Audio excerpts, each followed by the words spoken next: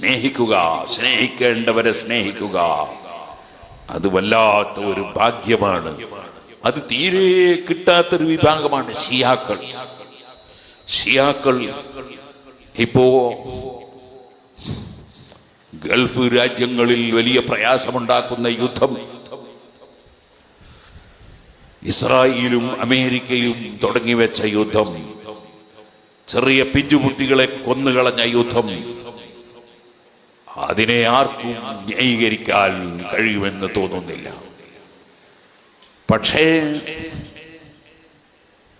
ആ ഇസ്രായേലുമായി പടപൊരുതുന്നു എന്ന നിലക്ക് ഇറാൻ എന്ന രാഷ്ട്രത്തിന്റെ ആളുകൾ പടപൊരുതുന്നു എന്ന നിലക്ക് ഇപ്പോൾ ഷിയാക്കളുമെല്ലാം ഉള്ളിൽ കൂടി കയറി വന്ന് അതാ ഷിയാക്കളായാൽ വളരെ നല്ല ഈമാനുള്ളവരാണ് എന്ന് പറഞ്ഞ് പറ്റിക്കാൻ നോക്കുന്നുണ്ട്. അതിൽ മുസ്ലിമീങ്ങൾ പെട്ടുപോകരുത്.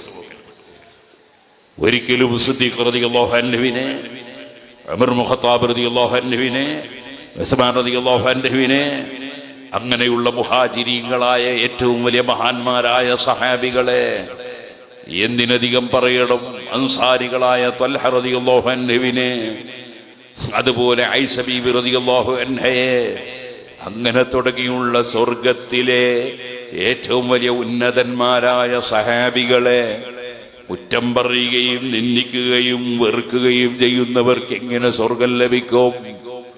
അതുകൊണ്ട് മുസ്ലിമീങ്ങളെ ഞാൻ പറയുന്നു, ഒരിക്കലും ഷിയാക്കളോടൊരു സിമ്പതി നമ്മളെ മനസ്സിൽ വന്നു പോകാൻ പാടില്ല.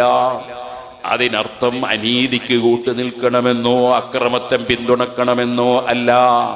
നമ്മളെ വിശ്വാസത്തിന് കേടുവരാൻ പാടില്ല.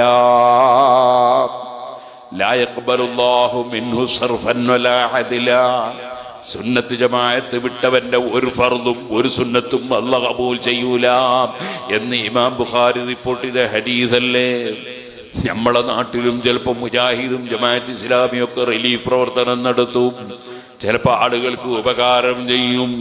അതുപോലെ വേറെ ചില സാമൂഹ്യ പ്രവർത്തനം നടത്തും. അത് കാണുമ്പോൾ അവരെ സ്നേഹിച്ചു പോകാൻ പാടില്ല.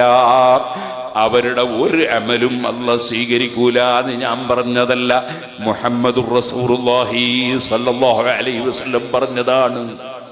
സുന്നത്ത് ജമാഅത്ത് മുറുകെ പിടിച്ച് സ്നേഹിക്കേണ്ടവരെ സ്നേഹിച്ച് ജീവിക്കണം.